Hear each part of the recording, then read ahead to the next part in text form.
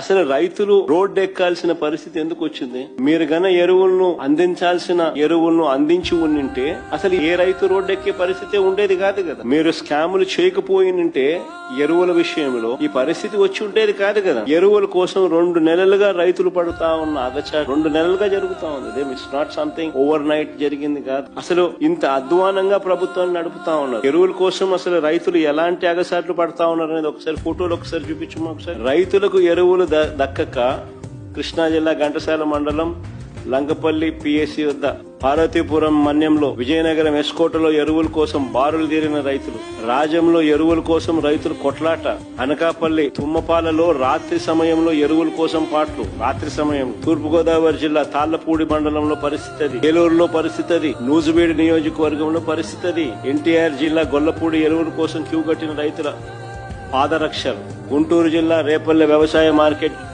Yard godown వద్ద రైతుల ఆందోళన, అన్నమయ్య జిల్లా మదనపల్లెలో క్యూ లైన్ లో పరిస్థితి, చిత్తూరు జిల్లా కుప్పం సొంత నియోజకవర్గం, చంద్రబాబు నాయుడు సొంత నియోజకవర్గంలో పరిస్థితి అది. ఏడన్నా దుంకి సావచ్చు చంద్రబాబు నాయుడు. కనీసం కుప్పంలో కూడా కనీసం రైతులు కనీసం ఆయన సొంత కాన్స్టిట్యున్సీ రైతుల పరిస్థితి అట్టుందనండి.